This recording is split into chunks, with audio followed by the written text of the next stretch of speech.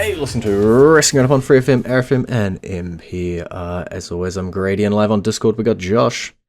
Hey. Two big events this past weekend. Saturday night's main event for the main roster and NXT Battleground. Let's start off with Saturday night's main event. Kicked off by a tag team match, Seth Rollins and Bron Breakker taking on CM Punk and Sami Zayn. We had, suggested, expected, potentially a Sami Zayn switch, a little bit of a flip turn on CM Punk, and instead we got the return of Big Bronson Reed. Yeah. Probably should have seen that coming, but honestly, the last time we seen him, he was feuding with Seth Rollins, so it just totally makes sense. Yeah, a bit of a strange one, but I guess the enemy of my enemy. Yeah. But we need to start trying to think of like a name for this group. Because it just got a lot more, in figuratively and literally, massive with the inclusion of Big Bronson Reed. Yeah. I was thinking maybe because one of Seth Rollins' nicknames is the Architect, maybe call the group the Blueprint. But then I thought, well, that might have a problem with Matt Morgan. I thought you were going to say the building.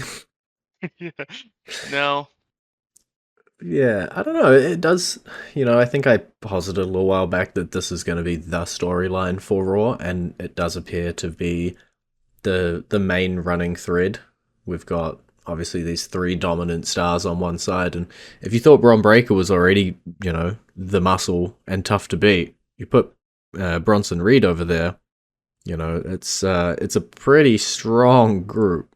Yeah, heaven help the World Heavyweight Champion, because I think that's going to be a lot of beef coming at whoever that is.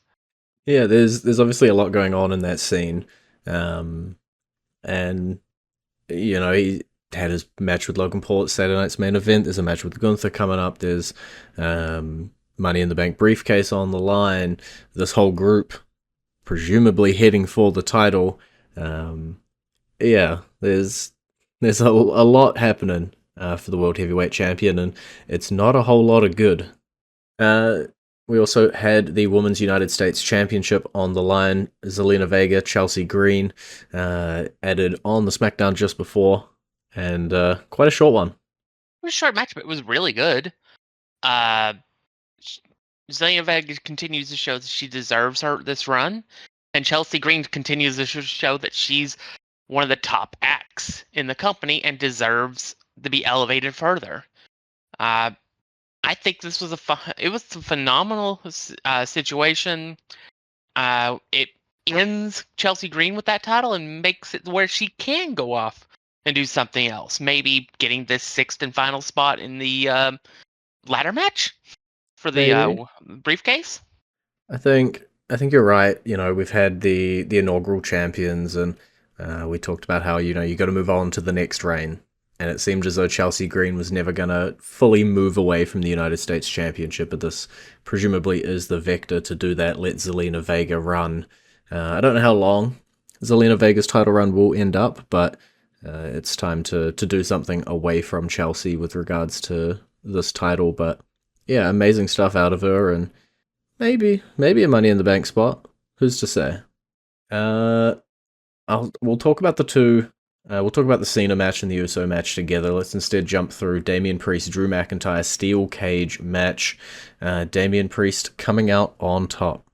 Boo for Priest escaping the cage as the win. I'm old school in that sense, is that I like if a face is going to win a cage match, win it by pinning the opponent. Escaping the cage is something that a heel does. Yeah, it was.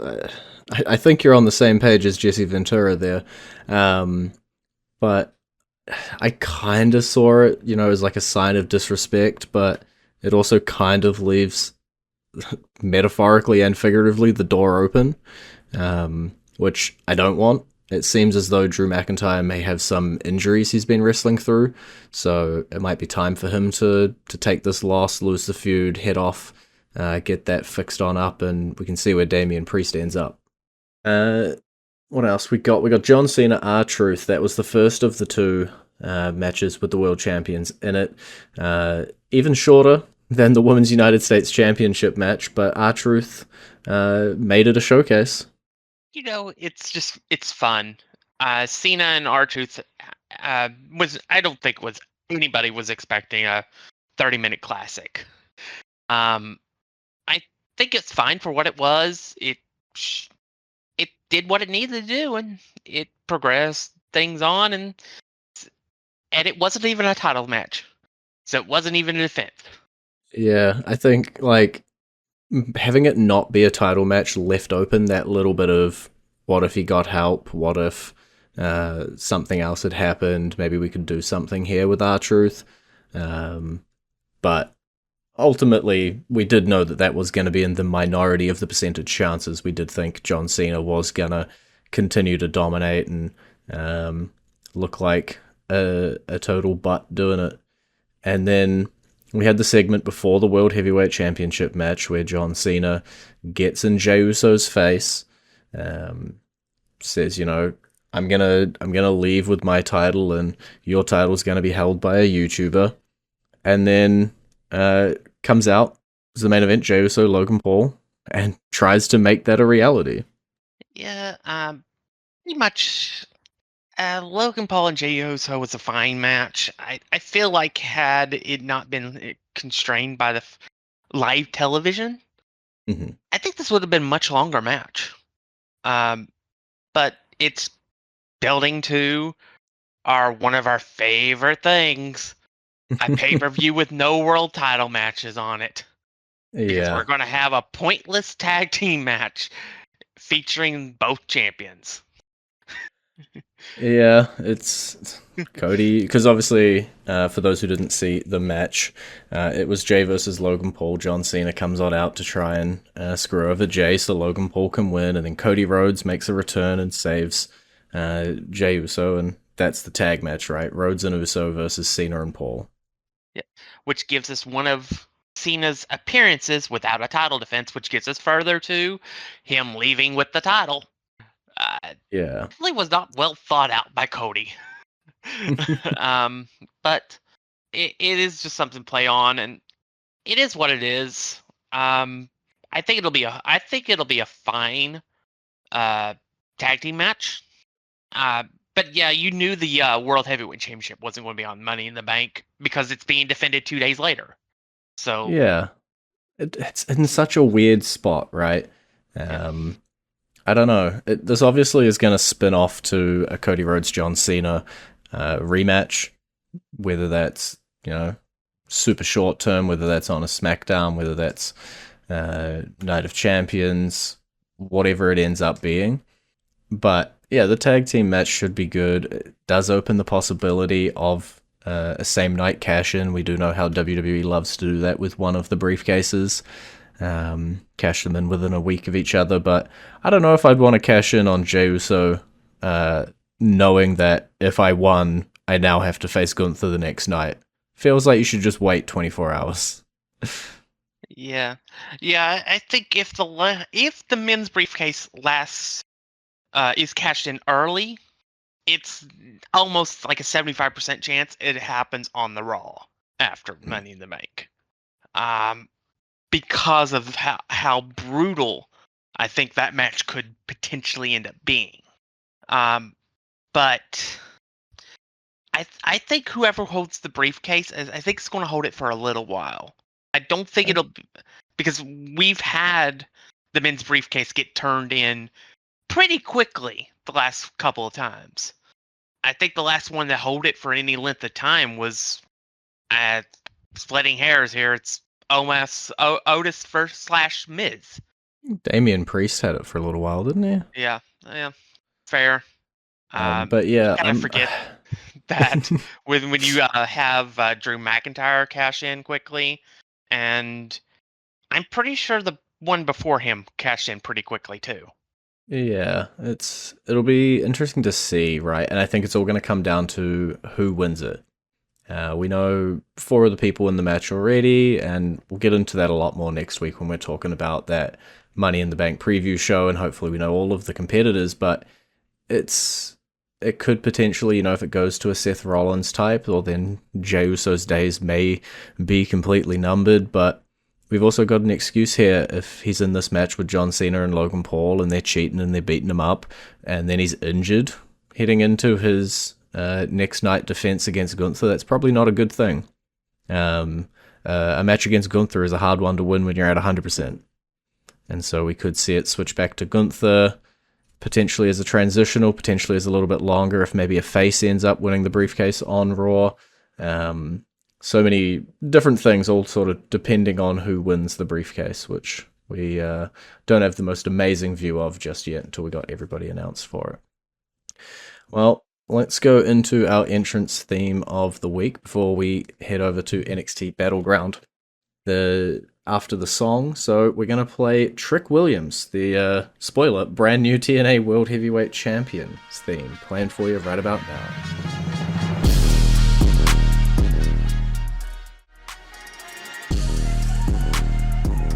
And you're back listening up on FreeFM, ArrowFM, and MPR. I'm Grady, he's Josh. NXT Battleground opened up with the NXT Women's North American Championship. Sol Ruka defeating Kalani Jordan after Zarya gets kicked out from ringside. It is what it is. It was a good match. It was definitely a case where it was not likely to be changed hands there, especially since Kalani had already held the title.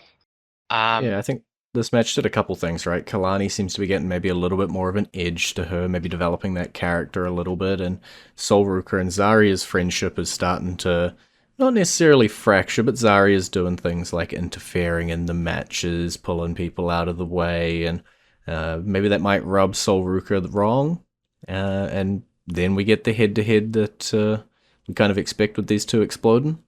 Yeah, it's baby steps along the way.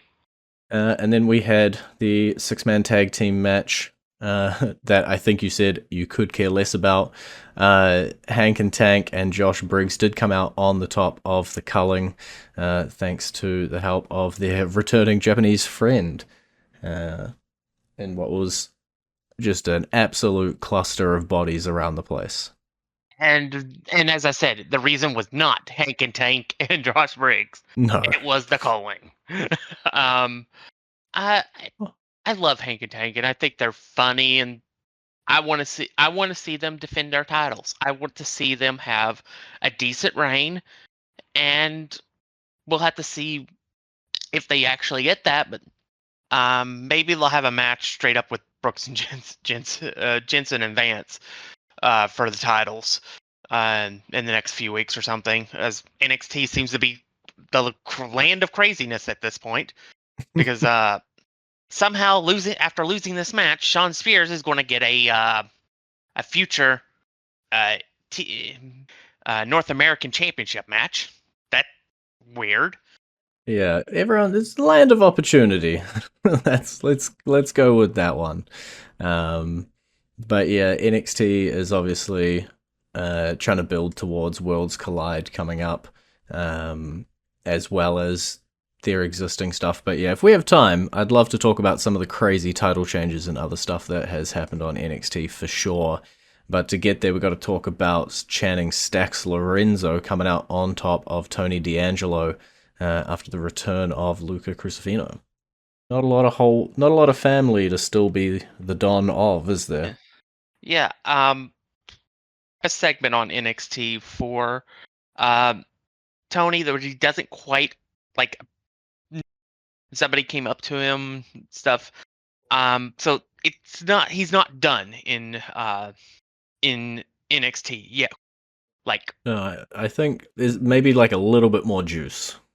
Toward slope, toward but and if we can get Stax as a star, that'll be what the faction is supposed to do. It's supposed to spin out a star. Mm-hmm. So we'll see if Stax can get any kind of momentum of his own, but this was what was needed. Yeah, it's always interesting, when you do the split or you do the mentor versus mentee thing, and the younger star wins. What do they do next? Where do they go? What's their next feud? and can they safely detach? Is he going to have more matches with Tony, with Luca, or whatever ends up happening, or is he completely done and off on his own and sink or swim? It's always interesting to see where it goes. Well, NXT Women's Championship was on the line. Stephanie Vicure successfully defending against Jordan Grace. Phenomenal match. And we have to talk about something else because it results with what I'm hearing as a rumor for these two women as well. I am Okay. hearing that Stephanie is going to Raw and Jordan Grace is going to SmackDown. Interesting. Not confirmed, but that is something I have heard. Obviously, the NXT Women's Division has been stacked, right? We saw Roxanne go up, we saw Julia go up. These are the next two ones at the tippy top of the mountain in NXT that are probably ready to go up. And Stephanie she has proven she's deserves to be at the top of the mountain. She had a phenomenal match with Grace, which we knew was likely to happen. But she also had a phenomenal match on NXT tonight. We record on the night of the show, so that's why I say that. With the new NXT Women's Champion, Jacy Jayne. Yeah, on what I guess continues to be a night of craziness. I haven't had a whole lot of time to ingest said news, but yeah, Jacy Jayne is NXT Women's Champion thanks to some interferences both from Fatal Attraction and a couple of stars from AAA. Sorry if I pronounce these names wrong. Delis, and Chic Tormenta. Which is setting up a match for Worlds Collide. But I did not expect Stephanie to lose her championship on the NXT After Battleground. It was not on my bingo card. But if you're not going to have her defend her title at Worlds Collide, then yeah, probably shouldn't have her as champion then. Yeah, and it's one of those things that, like, in hindsight, especially if the call-ups do happen and the Worlds Collide matches happen the way that they're laid out to happen, then it's not as surprising. But when just from the headline, it's a bit of a shock to the system. But we'll see what Jacy Jayne does with the championship. Obviously, a little bit of miscommunications, a little bit of dissent potentially in her crew. We'll see what happens with that NXT Women's Championship. The NXT Championship also on the line. Obafemi, Miles Bourne went the way that we expected it to go, but was pretty good. Longest match of the night. Was a phenomenal match. We've sang Oba's praises for months. He is the dominant champion when it comes to NXT. But Miles Bourne definitely showed he deserves to be elevated in the card. He deserved the spot. It looks like he's going to be feuding with Mr. Dempsey to try to get his freedom from the group. So we'll have to see where they go with that. But again, we have to ask our question: who is going to be able to beat Obafemi? Is it going to be a TNA guy to get their a championship back for them? Because obviously we're about to talk about the TNA World Championship.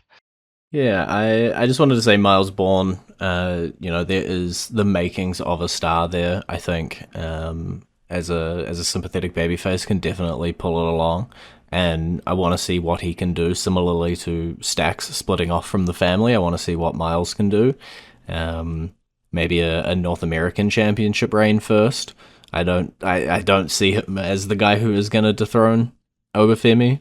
He said it's a big task. A lot of people have stepped up and failed, but we'll see what happens for the both of these men in the future. Yeah, you said TNA World Championship. It was on the line. Joe Hendry brought it into Battleground, but it was Trick Williams that carried it out. This was a really good match too. Total great story too during it. Obviously, this was the time. If this partnership was ever going to create like a ripple effect of having championships change companies, it had to be on Sunday night.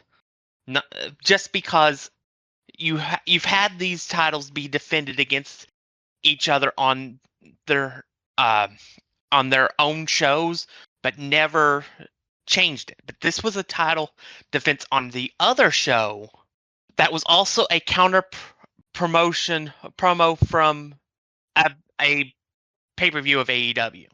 Mm-hmm. This had to happen. I don't know how long he's going to hold the championship, but I know this. Trick is a bigger star, having won that title now than he was prior, and Trick was a pretty good star. Joe's not hurt by this because they did basically a dirty finish with it, with the title being in the ring. We'll have to see where Joe goes from here, but I can't wait to see all the people that Trick Williams gets to work with in TNA right now.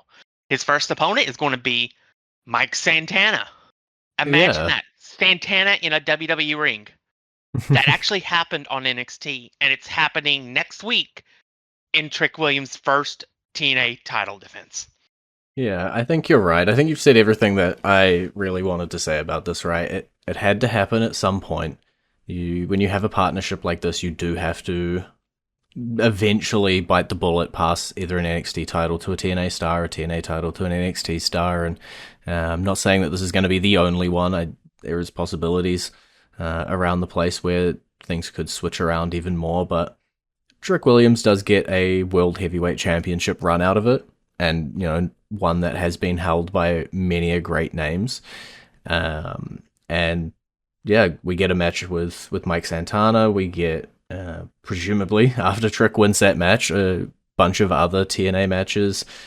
We can be seeing Trick over on TNA weekly show pay-per-views.